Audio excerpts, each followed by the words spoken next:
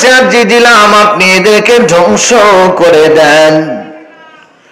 আল্লাহ সুবহানাহু ওয়া তাআলা নূহ আলাইহিস সালাতু ওয়াস সালামের দোয়া কবুল করে নিলেন। নূহকে বললেন তুমি গাছ লাগাও এবং এই গাছটা বড় হবে। এই গাছ, একটা গাছ বড় হইতে কতদিন লাগে? অনেকগুলো বর্ণনায় পাওয়া যায়। একটা বর্ণনায় আছে 20 বছর, আর একটা বর্ণনায় 50 বছর, আর একটা বর্ণনায় 100 বছর। দোয়া কবুল করে কবে? আর এই কার্যক্রম শুরু করতেছে, কারণ একটা গাছ লাগানোর পরে এই গাছটা বড় হবে, বড় হওয়ার পরে গাছটা কাটতে হবে, এরপরে গাছটা দিয়ে আবার ফাড়াই করতে হবে, ফাড়াই করার পরে এই গাছ দিয়ে, এই গাছের এই কাঠগুলো দিয়ে, তক্তাগুলো দিয়ে এরপরে জাহাজ বা নৌকা বানাইতে হবে। কথা বলেন ঠিক কিনা? সোনার ভাইরা আমার, বাপজিরা আমার, হযরত নূহ আলাইহিস সালাতু ওয়াস সালাম এগুলো যখন তৈরি করলেন, দীর্ঘ একটা সময় পার হয়ে গেল, অনেক সময় লেগে গেল, কারণ গাছ বড় হতে হবে। সেই গাছগুলো আবার কাটার পরে এগুলো দিয়ে ফাড়াই করে সুন্দর করে সিস্টেম করে এরপরে জাহাজ তৈরি করলেন। এই জাহাজের অনেক লম্বা বড় ঘটনা আছে। এই জাহাজের মধ্যে হযরতে নূহ আলাইহিস সালাতু ওয়াস সালামের সময়ে যেই লোকগুলো ছিল, এলাকার মানুষগুলো, তারা এই জাহাজের উপরে জাহাজে এসে তারা হাজত পূরণ করত, জাহাজটাকে নষ্ট করার চিন্তা ভাবনা করতেছিল। শেষ মুহূর্তে এমন একটা দিন আসলো, হযরত নূহ আলাইহিস সালাতু ওয়াস সালাম তিনার বানানো এই জাহাজের উপরে একজন বুড়িমা আসছে হাজত পূরণ করার জন্য। সবাই তো গেছে, এখন আমি বাকি থাকি কেমনে? তিনিও গেলেন। যাওয়ার পরে বুড়ি মানুষ, এখন তিনি অসুস্থ ছিলেন, কুষ্ঠ রোগে আক্রান্ত বা এই ধরনের রোগে আক্রান্ত ছিলেন। এই রোগে আক্রান্ত হওয়ার কারণে ওইখানে তিনি বাথরুম করতে গিয়ে তিনি ওই জাহাজের মধ্যে পড়ে গেলেন। পড়ে যাওয়ার পরে ওখান থেকে উঠে দেখে অসুস্থ মানুষ সুস্থ হইয়া গেছে। বুড়িমা খবর দিয়ে দিছে, কি চাও? জাহাজের ভিতরে ডুব দেওয়ার কারণে আমি সুস্থ। এলাকার যত রোগী আছে সব আইছে, যার যার মতন সেই রোগ ভালো করার জন্য এটা নিচ্ছে, যার শরীরে লাগতেছে সেটাই ভালো। জাহাজ পরিষ্কার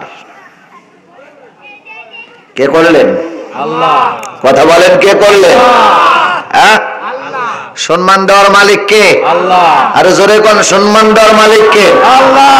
হ্যাঁ, সম্মান দেওয়ার মালিক কে? আল্লাহ। সকালে তুমি বাদশা, বিকালে ফকির।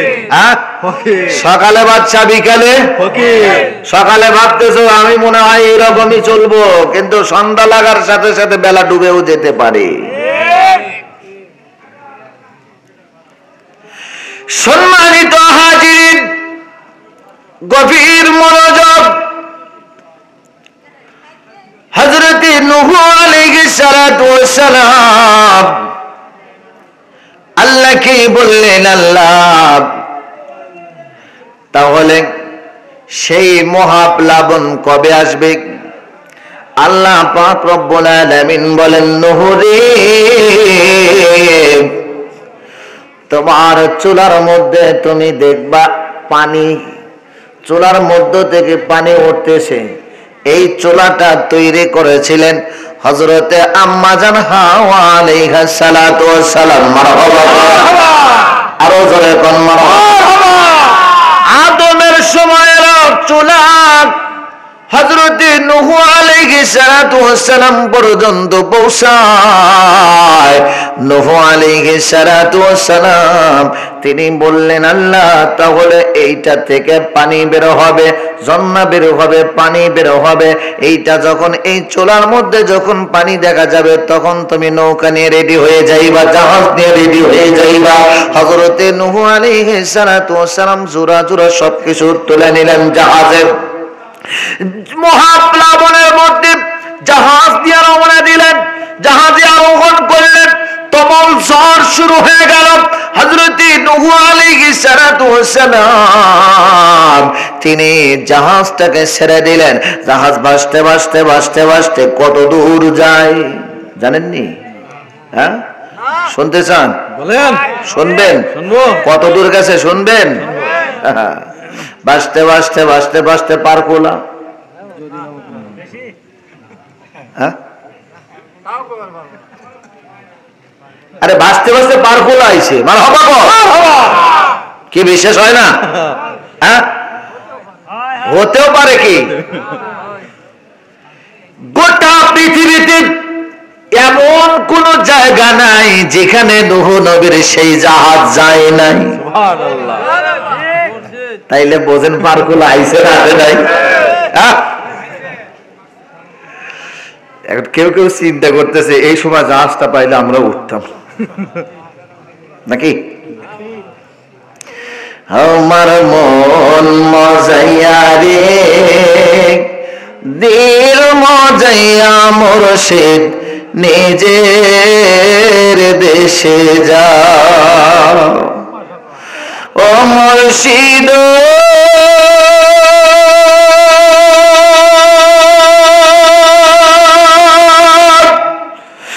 একে আমার ভাঙা ঘর তার উপরে তোফান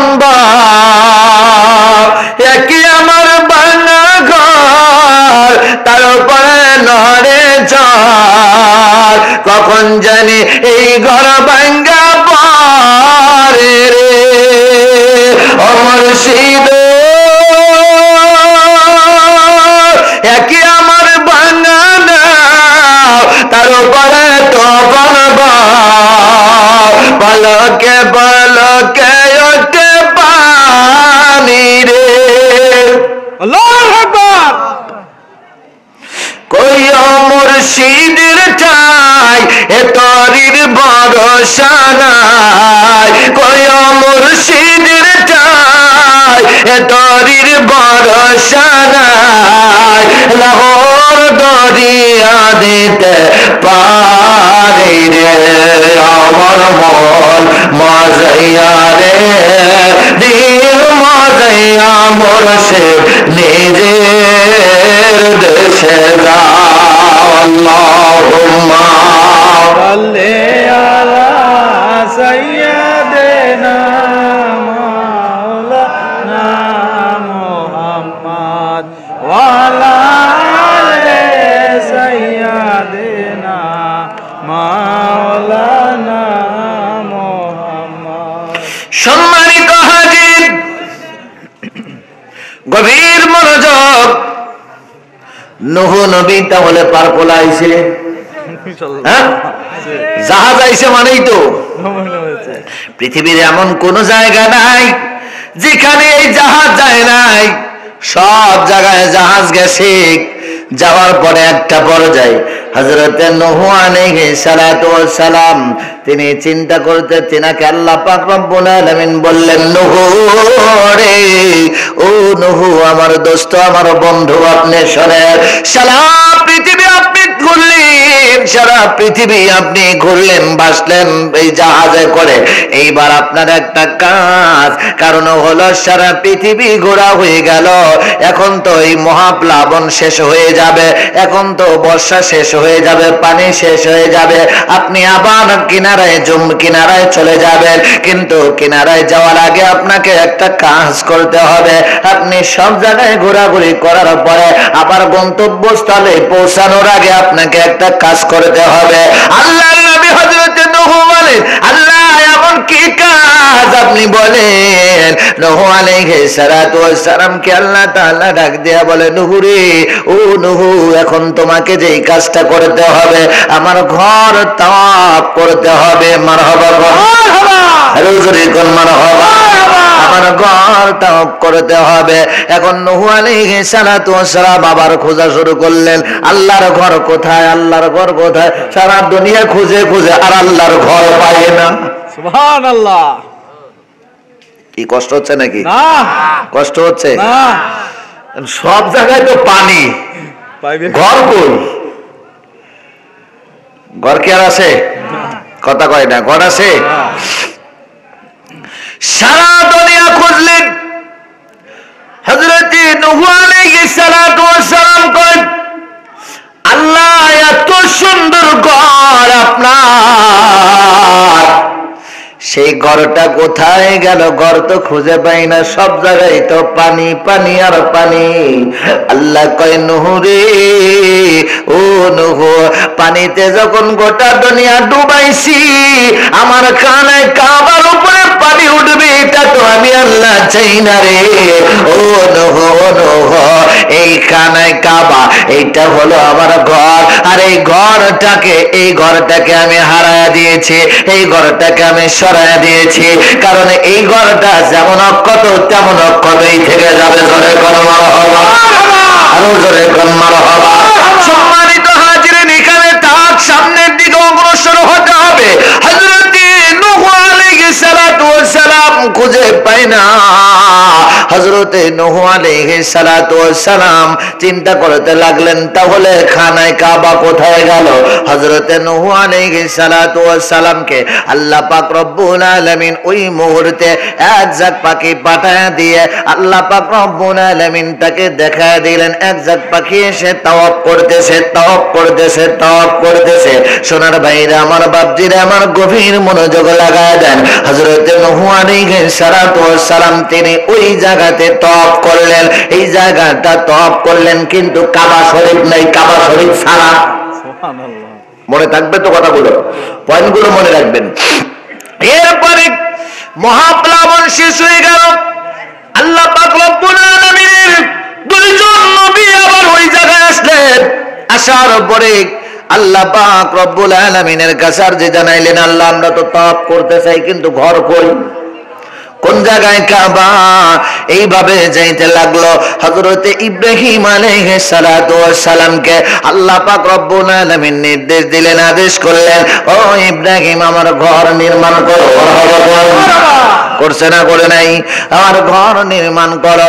ঘর নির্মাণ করতে লাগলেন। হযরত ইব্রাহিম আলাইহিস সালাতু ওয়াস সালাম তিনি মিস্ত্রি হিসাবে মিস্ত্রির কাজ করতেছিলেন, আর যোগালদার হিসাবে হযরত ইব্রাহিম হযরত ইসমাঈল আলাইহিস সালাতু ওয়াস সালাম তিনি আসতে লাগলেন। তিনি যোগালদার হিসাবে কাজ করতে লাগলেন, পাথরগুলো আগায় আগায় দিচ্ছিলেন, আগায় আগায় দিচ্ছিলেন। এই অবস্থায় দেখা গেল যখন উঁচু হয়, উপরে যখন উঠতে হয়, হযরত ইব্রাহিম আলাইহিস সালাতু ওয়াস সালাম পাথরের উপরে কদম রাখলেন। কদম রাখার সাথে সাথে পাথরটা লিফটের মতো উঁচু হয়ে যায়। মারহাবা বল, আরো জোরে বল মারহাবা। সোনার ভাইরা আমার, বাপজিরা আমার, একটু গভীর ভাবে মনোযোগ দিতে হবে। হযরত ইব্রাহিম আলাইহিস সালাতু ওয়াস সালাম এবং ইসমাঈল আলাইহিস সালাতু ওয়াস সালাম দুইজন মিলে কাজ সমাপ্ত করলেন। এখন কাজ সমাপ্ত করার পরে কিছু খোয়া বাইসা যায় না, যায় না, কথা কয় না? মসজিদের খোয়া বাসে না, বাসার পরে কোন কোন মসজিদে এই খোয়া নিয়ে লাইগা যায় ঠেলা ঠেলি।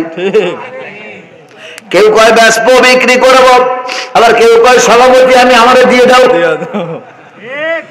সেক্রেটারি যদি নিয়ে যায় সমস্যা নাই, কিন্তু আশেপাশের কেউ আসলে কয় টাকা দিতে হবে।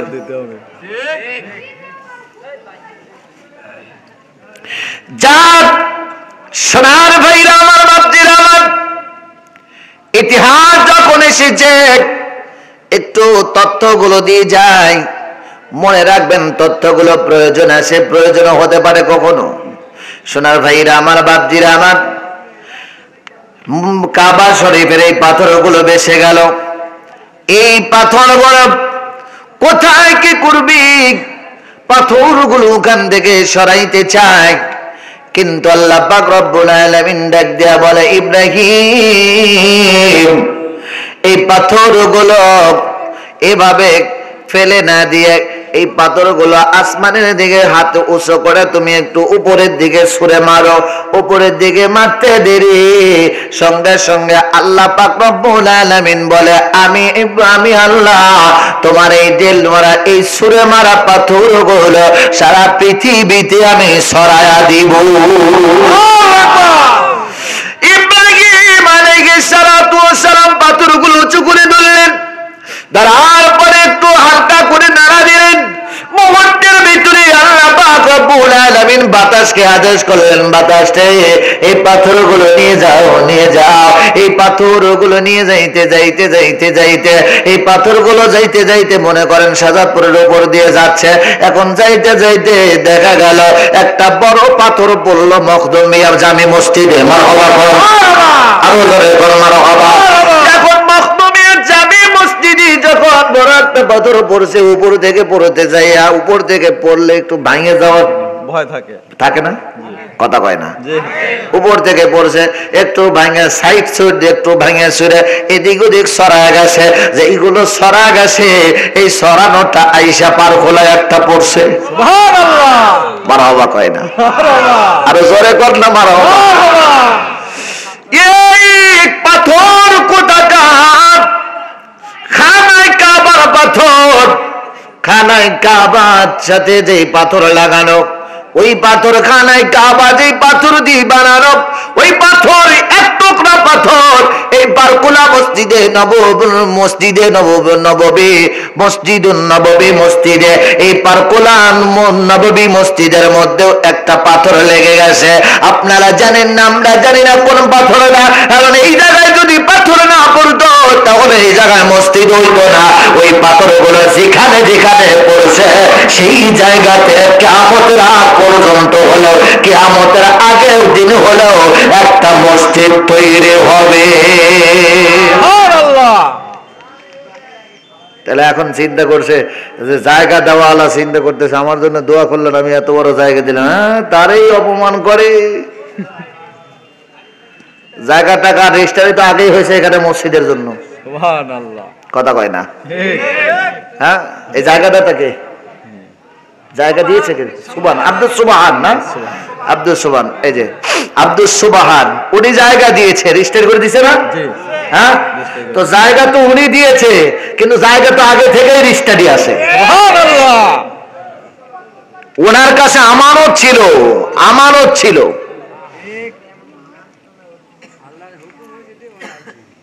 হ্যাঁ, আল্লাহর হুকুম হয়েছে, কই থেকে কই যাচ্ছে একটু খেয়াল করেন, যাচ্ছি জায়গা মতো। কষ্ট হচ্ছে না, চলবে কিছু সময়, হ্যাঁ চলবে সারা রাত। সারা রাত। জি। আমিও তো চাই এটাই, কিন্তু সারা রাত কি যাবে, 12টা তো বাজে, বেলা ওটা পর্যন্ত। আর কাল সারাদিনে যাক, কালকের প্রোগ্রাম নারায়ণগঞ্জ, টেনশন নাই। সম্মানিত হাজিরিন, গভীর মনোযোগ। জায়গাটা আগে থেকেই রেজিস্ট্রি করা আছে, আগে থেকেই রেজিস্ট্রি করা। শুধু আমার কাছে আপনার কাছে আমানত, আপনার কাছে আমার কাছে কি আমানত। সময় মতো এইটাকে হস্তান্তর করতে হবে, ট্রান্সফার করতে হবে। কথা বলেন ঠিক কি? কারণ এই জায়গাটা আল্লাহ তাআলা আগে চয়েস করে নিয়েছে। মারহাবা কর। সোনার ভাইরা আমার, বাপজিরা আমার, এই কথা বলতে চাই, একটা কথা মনে পড়ে গেল। আমার দয়ার নবী রহমাতাল লিল আলামিন, দয়ার সাগর নবী আমার এই পৃথিবীতে আসার 1000 বছর আগে, কয় হাজার বছর? 1000 বছর।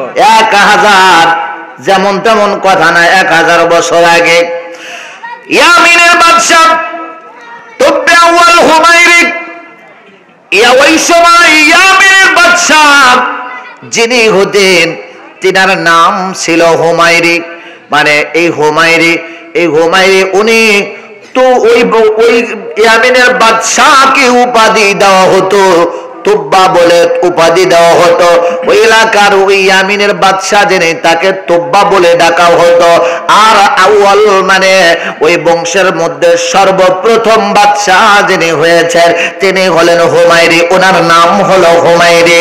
হুমায়রি ইয়ামিনের বাদশা তুব্বা আউয়াল হুমায়রি, তিনি 1000 বছর আগে লক্ষ লক্ষ সৈন্য নিয়ে খানায় কাবার দিকে মক্কা নগরের দিকে রওনা দিলেন। মক্কা নগরের দিকে যাইতে উনি চতুর জায়গায় যেখানে যায় সেখানে সম্মান পায়, যেখানে যায় যে এলাকায় যায় সেই এলাকার মানুষগুলো সম্মান করে, অত্যধিক সম্মান করে। উনি লক্ষ লক্ষ মানুষ সাথে সঙ্গে করে নিয়ে রওনা দিয়েছে। এই লক্ষ লক্ষ মানুষের ভিতরে 450 মানুষ বা 450 আলেম ছিল। ওই সময়কার আলেম ছিল, অনেক বড় বড় আলেম ছিল তার সাথে।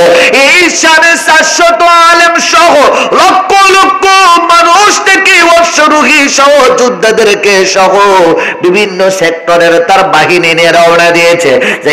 যাইতে মক্কা নগরীতে যখন প্রবেশ করলেন, প্রত্যেকটা এলাকার মানুষ যখন জানতে পারে ইয়ামিনের বাদশা হুমায়রি, ইয়ামিনের বাদশা তুব্বা আউয়াল হুমায়রি তিনি আগমন করতেছে, তার আগমনের কারণে তাকে সম্মান দিচ্ছে, অনেক রকম ভাবে সম্মান দিচ্ছে, সম্মানে তাকে মুখরিত করে দিচ্ছে তার আগমনের কারণে, দাঁড়িয়ে দাঁড়িয়ে সম্মান করে। কিন্তু যখন এই তুব্বা আউয়াল হুমায়রি তিনি যখন মক্কা নগরীতে প্রবেশ করলেন, মক্কা নগরীর মানুষগুলো ছোট হোক বড় হোক একটা মানুষও তার সম্মান দেয় না। সোনার ভাইরা আমার, বাপজিরা আমার, ইয়ামিনের বাদশা তুব্বা আউয়াল হুমায়রি তিনি মক্কা নগরীতে প্রবেশ করার পরে যখন দেখলেন মানুষগুলো তাকে সম্মান দেয় না, মক্কা নগরীর মানুষগুলো সম্মান দেয় না, তিনি খুব রাগান্বিত হয়ে গেলেন। নিজের প্রতি আত্মহমিকা চলে আসলো। ব্যাপার কি, সারা দুনিয়ার মানুষ আমারে সম্মান দেয় কিন্তু মক্কা নগরীর মানুষগুলো আমারে সম্মান দেয় না, কারণটা কি? তার সাথী সঙ্গীদেরকে জিজ্ঞেস করলেন ব্যাপারটা কি, তারা আমাকে সম্মান করে না কেন, এলাকার মানুষগুলো সম্মান করে না কেন, কারণ কি? এলাকার মানুষগুলোকে জিজ্ঞাসা করা হয়, মক্কা নগরীর মানুষগুলোকে যখন জিজ্ঞাসা করা হয় তখন তারা ডাক দিয়া বলে, ওই ইয়ামিনের বাদশা তুব্বা আউয়াল হুমায়রি আপনাকে আমরা সম্মান করব কেন, আপনাকে আমরা সম্মান করব কেন? সারা দুনিয়ার মানুষ যাকে সম্মান করে সেই জিনিসটাই তো আমরা বুকে ধারণ করে রেখেছি। সারা দুনিয়ার মানুষ যাকে সম্মান করে সেইটা হলো খানায় কাবা। আর সারা দুনিয়ার মানুষ সম্মান করে তাকে শ্রদ্ধা করার জন্য, তাকে তওয়াফ করার জন্য, জিয়ারত করার জন্য হাজার হাজার মানুষ আসে। আমরা তাকে সম্মান করি, একটা জিনিসকে আমরা সম্মান করি, আমরা যাকে সম্মান করি তিনি হলেন, সেই জিনিসটার নাম হলো খানায় কাবা। আর এই খানায় কাবা ছাড়া আমরা অন্য কোনো কিছুকে সিজদা, আমরা কোনো অন্য কাউকে সম্মান করি না। সারা পৃথিবীর কোনো মানুষকে আমরা এইভাবে সম্মান করি না। আমরা সম্মান করি একটা জিনিসকে, সেটা হলো খানায় কাবা। ওই সময় ছিল বাক্কা। মারহাবা কোন, আরো জোরে কোন মারহাবা। ইন্না আউয়ালা বাইতি ওয়াদি'a লিন-নাসি লাল্লাযী বিবাক্কাতা মুবারাকান। জোরে কোন আল্লাহু আকবার। ওই জায়গাটার নাম ছিল তখন মক্কা ছিল না, বাক্কা ছিল। তখন কাবা শরীফের জায়গাটা, ওই জায়গাটা ছিল মক্কা ছিল না, বাক্কা বলা হতো। তারা ওই সময় বাক্কা বলে ডাকতো। এরপরে আল্লাহর নবী রাহমাতুল লিল আলামিন এসে বাক্কা থেকে মক্কা বানায় দিয়েছে। আমার নবী রাহমাতুল লিল আলামিন, দয়ার সাগর নবী আমার, তিনি জন্ম নিয়েছে, তার আগমন হয়েছে মক্কাতে। কারণ হলো সোনার ভাইরা আমার, বাপজিরা আমার, এই পৃথিবীতে সবচাইতে সম্মানিত দুইটা জিনিস, এক নম্বরে হলো খানায় কাবা, দুই নম্বরে হলো আমার নবী রাহমাতুল লিল আলামিন। আমার আল্লাহ ডাক দিয়ে কয়, লা উকসিমু বিহাদাল বালাদি ওয়া আনতা হিল্লু বিহাদাল বালাদ। আল্লাহ পাক রব্বুল আলামিন ডাক দিয়া বলে, বন্ধু, যেই জায়গাতে আপনার জন্ম, এই জায়গাতে আপনার আগমনের কারণে, আপনার আগমনের কারণে আমি আল্লাহ ওই জায়গার সম্মান আরো বৃদ্ধি করে দিয়েছি। মক্কার সম্মান আছে না নাই? পাকা থাকলে তাহলে তো বাত, এই যে পোকার লাগতো না, সমস্যা নেই। সম্মানিত হাজিরিন, মক্কার সম্মান আছে না নাই? তারা বলে আমরা একটা জিনিসকে সম্মান করি, সেই জিনিসের নাম হলো খানায় কাবা। খানায় কাবা ছাড়া আমরা অন্য কাউকে সম্মান করি করি না। আমরা অন্য কাউকে সম্মান করি না। এই তুব্বে আউয়াল ইয়ামিনের বাদশা তুব্বে আউয়াল হুমায়রি তিনি খুব রাগান্বিত হয়ে গেলেন। সোনার ভাইরা আমার, বাপজিরা আমার, অথচ সেই জায়গাটা হলো সম্মানিত, আর এই সম্মানিত জায়গাতে এমনিতেও সম্মানিত। আবার আমার আল্লাহ পাক রব্বুল আলামিন তার হাবিব রাহমাতাল লিল আলামিন দয়ার সাগর নবীজিকে সম্মান দিয়ে এত বড় সম্মানিত একজন, এত বড় সম্মানিত নবীকে আল্লাহ পাক রব্বুল আলামিন এই মক্কা নগরীতে পাঠাইয়া মক্কা নগরীর দাম আরো বাড়ায়া দিয়েছে। জোরে কোন মারহাবা। সোনার মদিনায় আমার প্রাণের মদিনা, সব বলিব কিন্তু তোমায় ভুলতে পারি না, সব বলিব কিন্তু তোমায় বলতে পারি না। জোরে কোন মারহাবা। সোনার ভাইরা আমার, বাপজিরা আমার, গভীর মনোযোগ। আল্লাহর নবী রাহমাতাল লিল আলামিন যোগ হয়ে গেল। মারহাবা কোন। হ্যাঁ, কারণ হলো আমার নবী যেখানে আসবে সেখানকার সম্মান আছে না নাই? আছে। সম্মান তো আছে। সম্মানী জায়গাতেই সম্মানী ব্যক্তি যায়। কথা বলতে যার সম্মান যেমন তিনি সেখানেই তেমন তাকে কথা বলতে। আবু জেহেল চিন্তা করছে, আবু জেহেল চিন্তা করছে রোমের বাদশাকে, মালিক হাবিব বিন মালিককে নিয়ে তিনি অনেক বড় জনসভা করবে। এই জনসভায় নবীজিকেও দাওয়াত করেছে, ইহুদি খ্রিস্টানদেরকেও দাওয়াত করেছে, তাদেরকেও দাওয়াত করেছে। সবাইকে আসতে বলছে 9টায়, আবার নবীকে বলছে 10টায়। সবাইকে বলছে 9টায়, আমার নবীকে বলছে 10টায়। চেয়ার দিছে দুইটা, একটা হলো স্বর্ণের, একটা হলো রূপার। স্বর্ণের চেয়ারে বসাইছে মালে হাবিব বিন মালিককে, আর আবু জেহেল এই বেটা নিজে বইছে রূপার চেয়ারে। চেয়ার কয়টা? সবার বসা শেষ। আর আমার নবী তো পিছ পড়ার লোক না। আমার নবী আল্লাহ পাক রব্বুল আলামিন তাকে সময় মতোই পাঠায় দিয়েছে। সুবহানাল্লাহ। যাইয়া দেখে সবাই বসে আছে। মালিক বিন হাবিব, হাবিব বিন মালিক তিনি স্বর্ণের চেয়ারে, আর রূপার চেয়ারে আবু জেহেল। আমার নবী নিচে বসতে চায়, কারণ আমার নবীর মধ্যে তো কোনো অহংকার, আরো জোরে কোনো অহংকার, আমার নবীর মধ্যে তো অহংকার নাই। আমার নবী রাহমাতাল লিল আলামিন দয়ার সাগর নবী আমার আবু বকরকে সাথে করে নিয়ে যায়, এই মাটিতে বসতে লাগে।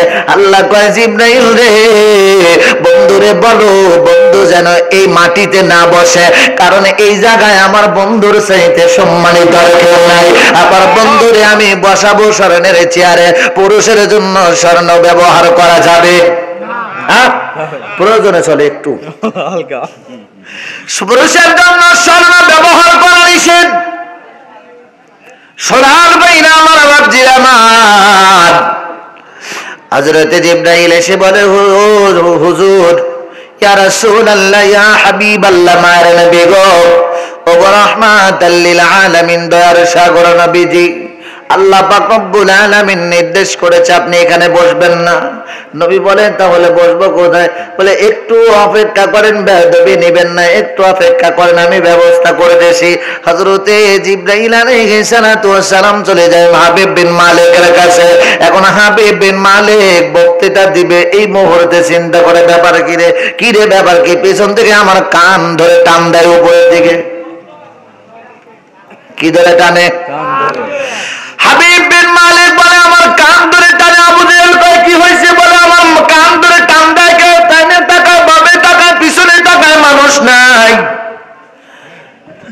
হাবিব বিন মালিক উঠে আবার বসে, উঠে আবার বসে, এইরকম করতে করতে একটা পর্যায়ে জিবরাইল কয় হলো না, 2 হাত দিয়ে কান ধরে টান দিছে। 2 হাত দিয়ে যখন কান ধরে টান দিছে, তখন হাবিব বিন মালিক কয় আবু জেহেল আবার কান গেল, আগে আমারে বাঁচাও, আগে আমারে বাঁচাও। যখন চেয়ার থেকে উঠে তখন ভালো হয়ে যায়। বলে চেয়ারের সমস্যা, আমি চেয়ারে বসবো না, নিচে বসে। নিচে বসার সাথে সাথে হাবিব বিন মালিক সুস্থ। কথা কয় না? আল্লাহ কি করো। হ্যাঁ, সোনার কি কোনো সমস্যা নাকি? হ্যাঁ, সোনার ভাইরা আমার, বাপজিরা আমার, গভীর মনোযোগ। হাবিব বিন মালিক নিচে বসলেন। জিব্রাইল কয় হুজুর আর দেরি নাই, তাড়াতাড়ি। চেয়ার তো ফাঁকা হয়েছে, হয়েছে না হয় নাই? কথা কয় না হয়েছে না হয় নাই? চেয়ার ফাঁকা হয়েছে, নবী রাহমাতাল লিল আলামিন বইছে স্বর্ণের চেয়ারে। এখন ওই দিন আমার নবী চিন্তা করতেছে, আবু জেহেল পাশে, নবী আশেপাশে, এখন আমার নবীর পাশে হেলকে আমার নবীর পাশে মানায়, আমার নবীর পাশে বসবে আবু বকর, আবু জেহেল তো মানায় না। কথা বলেন ঠিক কিনা? জিব্রাইল কয় এবার দেখি আবু জেহেলের পালা। আবু জেহেলের কান ধরে দিছে টান। আবু জেহেল কয় ব্যাপার কি? আবার কান ধরে টান দেখে, পিছনে তাকায়, ডাইনে তাকায়, সামনে তাকায়, কেউ নেই। ঘটনা কি? কাউরে তো দেখা যায় না।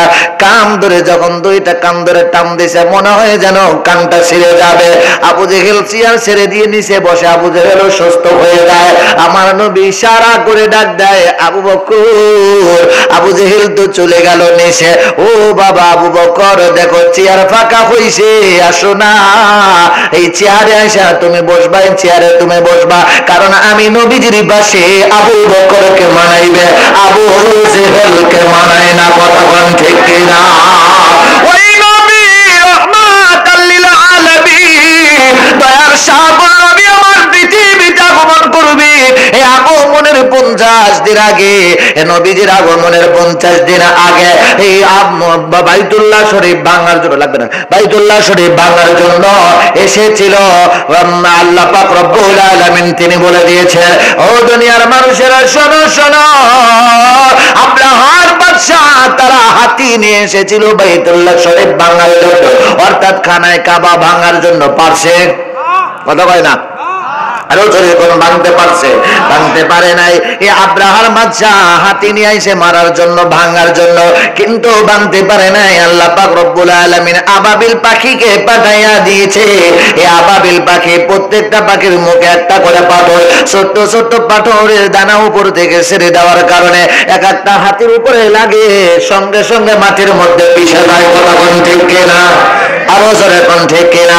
কারণ ওই কাবা শরীফের সাথে ঘিরে আছে আমার দয়াল নবীর সম্মান। মারহাবা বল। কারণ ওখানে আগমন করবে আমার নবী, আর আমার নবী রাহমাতাল লিল আলামিন তখনও মাতৃগর্ভে। কারণ নবীজির আগমনের 50 থেকে 52 দিন আগেই ঘটনা ঘটেছে। পারে নাই আব্রাহার বাদশা হাজার হাজার সৈন্য নিয়ে আসার পরেও পারে নাই কাবা শরীফ ভাঙার জন্য। ওদিকে কিন্তু নূহ নবীর সময় কাবা শরীফ হারাইছে, মনে আছে? কাবা শরীফ কিন্তু আইনে দিতে হবে, নাইলে কিন্তু একটারও যাইতে দিব না, দরকার হয় দরজা লাগাই দিব। কি রাজি আছেন? গেট লাগাই দিব। এই কাবা শরীফ হারাই দিছেন, কাবা শরীফ আইনে দিয়ে তারপরে যাইবেন।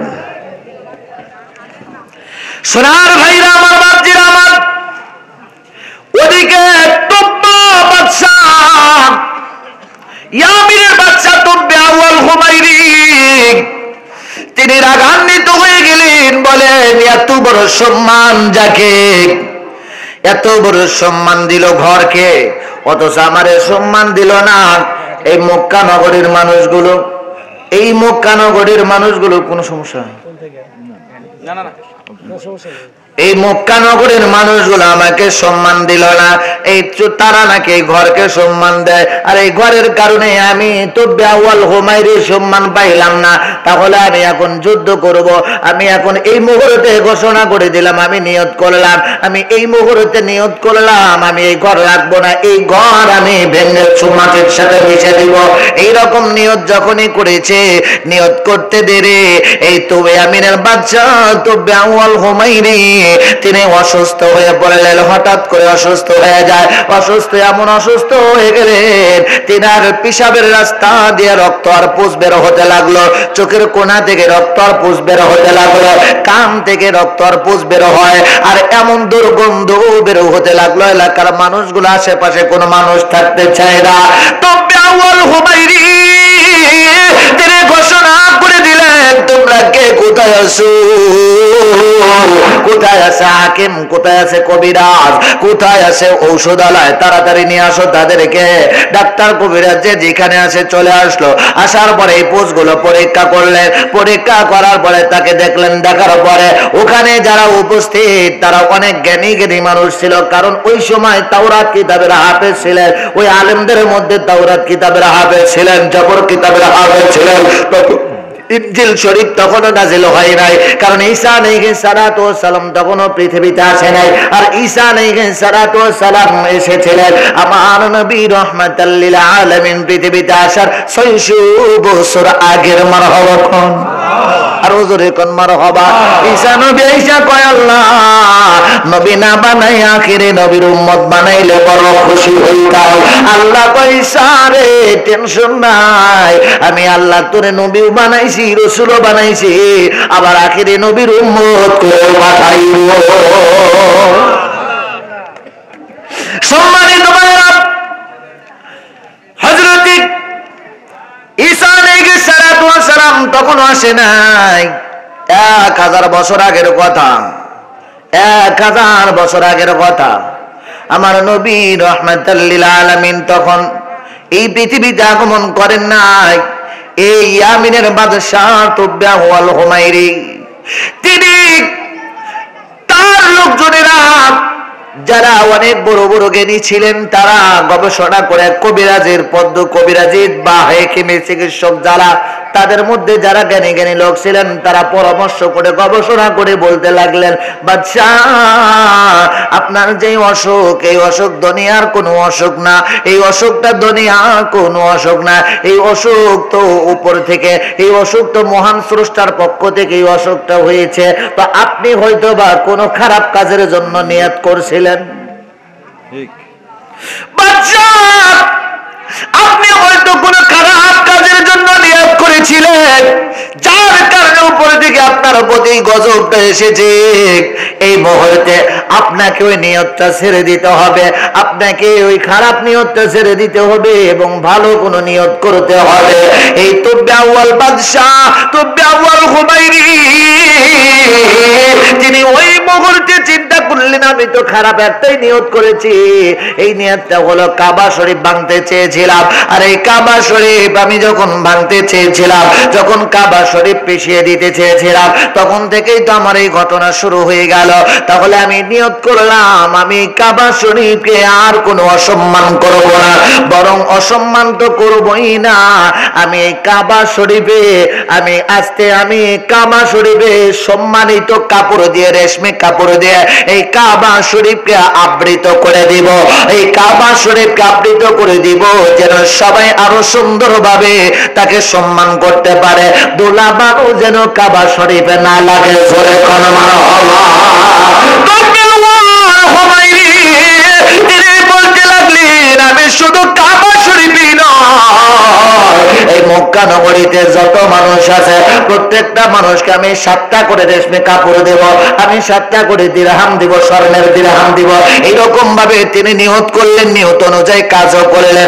সবাইকে এইরকম দিরহাম দিয়ে দিলেন, কাপড়ও দিয়ে দিলেন, সবাইকে সুন্দরভাবে দিয়ে দিলেন। এরপরে খবর শুনতে পায় ওখান থেকে যেই পাদ্রীগুলো ছিল তারা তৌরাত কিতাবের হাফেজ ছিলেন, তৌরাত কিতাব পড়তেন এবং জবুর কিতাব পড়া জানতেন। তারা তাওরাত জবুর কিতাব পড়ে এবং অন্যান্য কিতাবগুলো তারা পড়ে গবেষণা করে বলে, বাদশাহ গো এইখানে আরেকটা ঘটনা আছে। বলে কি ঘটনা? বলে এইখানে আগমন ঘটবে রাহমাতাল লিল আলামিন দর সকল নবী, আমার কামলিওয়ালা নবী, আখেরি নবীর আগমন হবে এই মক্কা নগরীতে। আর এই মক্কা নগরীতে আসার পরে মক্কার লোকেরা তাকে নির্যাতন করবে, তাকে কষ্ট দিবে। এই কষ্টের কারণে আল্লাহর নবী রাহমাতাল লিল আলামিন এই মক্কায় থাকবে না, মক্কায় থাকা হবে না। এই মক্কা থেকে আল্লাহর নবী রাহমাতাল লিল আলামিন হিজরত করে মদিনায় চলে যাবে। আর মদিনায় যখন চলে যাবে, ওই মদিনায় যাইয়া তিনি অবস্থান করবে, মদিনায় থাকবে, মদিনায় বসবাস করবে। আর ওই মদিনা থেকে গোটা পৃথিবী তিনি শাসন করবে। জোরে কোন মারহাবা। আল্লাহর নবী রাহমাতাল লিল আলামিন, তিনি আখিরি নবী রাহমাতাল লিল আলামিন। তিনার দিন তিনি যেই দিন প্রতিষ্ঠিত করবে, এই দিন কোনো পরিবর্তন হবে না, এই দিন পরিবর্তন হবে না। তার কাছে একটা কিতাব আসবে, এই কিতাবটা কোনোদিন পরিবর্তন হবে না। এই কিতাবের শুরুতেই লেখা থাকবে জালিকাল কিতাব, এই কিতাবের মধ্যে কোনো সন্দেহ নাই, এই কিতাবের মধ্যে কোনো সন্দেহ নাই, কোনো সন্দেহ নাই। এই কিতাবটা থাকবে, যতদিন দিন থাকবে ততদিন এই কিতাবটা থাকবে, আর যতদিন দিন দুনিয়া থাকবে ততদিন দিন থাকবে। আর এই দিন এইটার নাম হলো ইসলাম ধর্ম।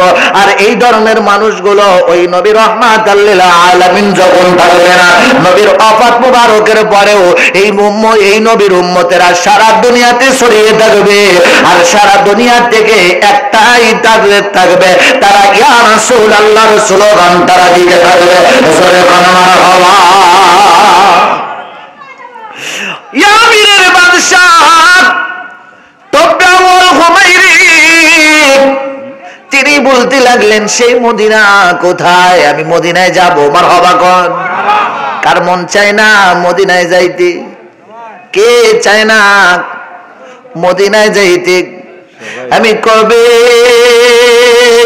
যাব রওজার কিনারে, রওজার পাশে গিয়ে আমি দেখিব নয়ন ভরে, রওজার পাশে গিয়ে আমি দেখিব নয়ন ভরে। আমি কবে